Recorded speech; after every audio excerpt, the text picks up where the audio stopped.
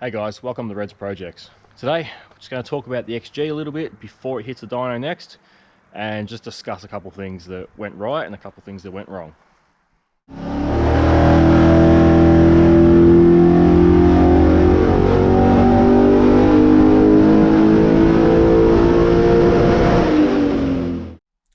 Alright, so the last dyno session went pretty well. It wasn't perfect, but I did learn a lot. It was a long dyno session. I think I reversed the car on about 5:30, I think, and I left at midnight, so I was there for a long time.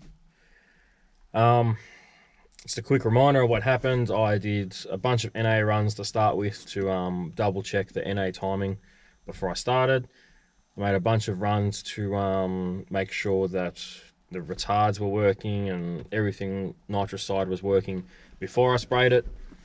I hit it with 100 shot. Air fuel was pretty spot on. Play of timing a little bit, and I was happy with that. I turned the second nitrous stage on, which is another 100 shot. Same thing, AFR was pretty good. Played of timing a little bit. Found a happy place for that and left it. Hit it with, I rejetted the second kit to a 200 shot. So it was 100 plus 200, so it was a 300 shot total. On that run, it went really rich and didn't really make the power it should have. I changed the fuel jet, went a lot smaller.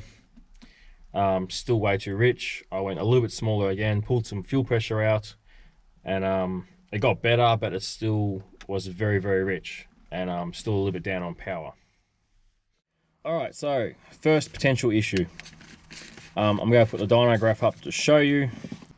The red line, I should say, is NA. The green line is 100 shot. The pink line is 200 shot. And the blue line is a 300 shot. If you put 100 shot on a car, it should be 100 horsepower at the flywheel. That's what it's rated for, and that's what you come to expect sometimes, if the combo's right and everything. My particular car, so I converted all those kilowatt numbers to horsepower, then added 30% for driveline losses, which is what I generally do. It gets you close anyway. And when I do that, the 100 shot gave me 83 horsepower at the flywheel. The 200 shot gave me 144 horsepower at the flywheel. The 300 shot gave me 188 horsepower at the flywheel. So 188 horsepower is a long way from 300 horsepower. So one of the things I can put this down to is probably going to be the converter.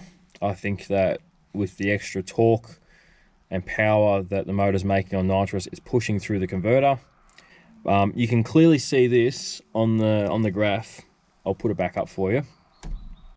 If you look at how long the run lasts for. Now, every single run, I'm either running it into the rev limiter, which is 7,000 RPM, or running it until the nitrous turns off, which is 6,900 RPM, 6,900 RPM. Every run is getting shorter with more power. So that's telling you right there that it is pushing through the converter, and the converter's slipping, and it's not letting the power get to the wheels. That's not a huge issue, really. I can race it like that. It's not like it's leaving a lot on the table. It's still going to be fast like that, and the converter sucking some power out isn't really a big issue.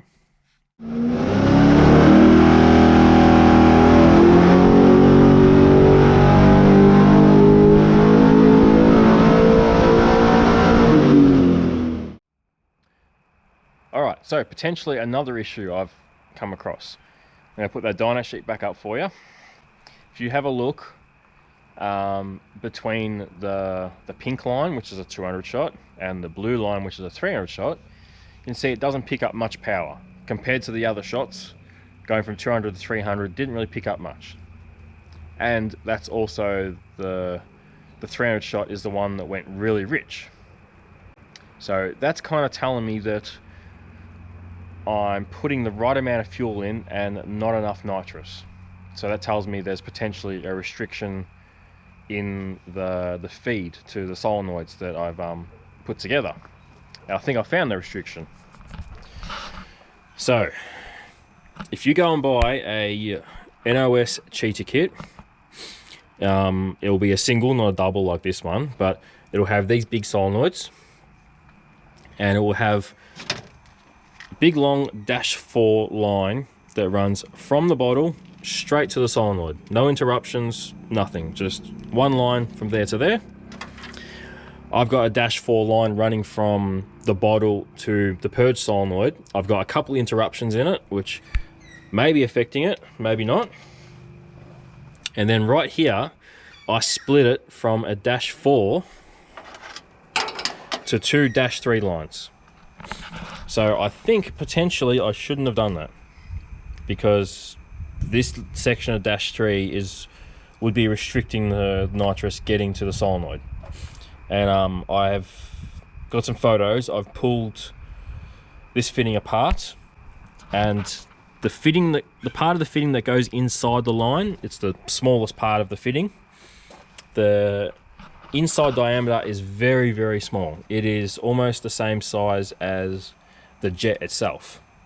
So potentially, my theory is that -3 line is restricting the nitrous getting to the solenoid, and potentially restricting flow and limiting how much nitrous is going through, and limiting power and all that sort of crap. So I changed it. It's -4 solenoid. From the solenoid, it splits into two -4 lines, and I have a -4 running to the solenoid. So hopefully that's no restriction anymore. If it shows gain, but it's still not where it should be, I might change from the solenoid to the bottle to -6 line. But to do that is a bit more expensive. Everything will have to change to go to -6. But I may have to do it, I'm not sure. I'll find out soon.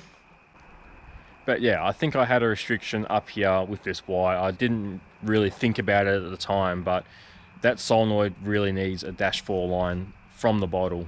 So me necking it down to -3 was not a smart thing.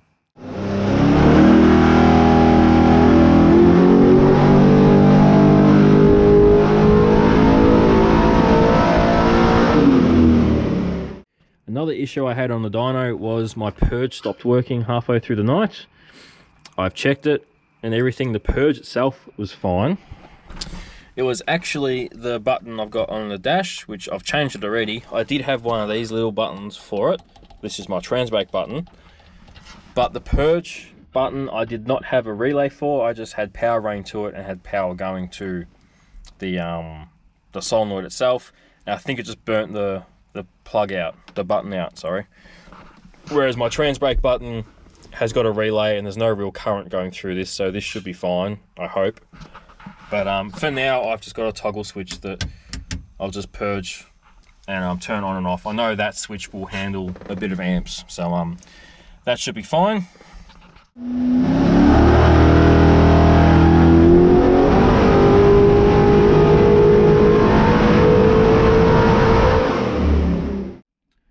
Alright, so basically the car's ready to hit the dyno once again.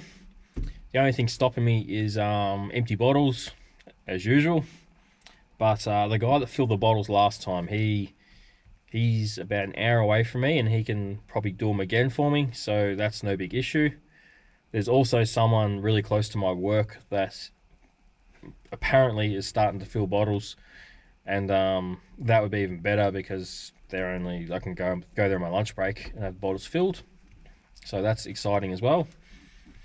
But yeah, I'm hoping this week or next week we'll put it back on the dyno and make some more runs and potentially make some more power. I hope my theory with the -3 lines is correct, and we pick up a bit of power and have the thing dialed. Once I'm happy with the 300 shots and the AFR is good and it's making pretty good power and everything seems sweet, then there's nothing stopping me from racing the car. So I really want to do that, get some numbers on the quarter, and make the car fast. It's all we're here to do. So sorry about being a long, boring, talking kind of video, but I just thought I'd put some context in rather than just throw it back on the dyno with no context and no explanations as to what I did or why I'm repeating the same thing. So thank you very much for watching, and I'll see you next time.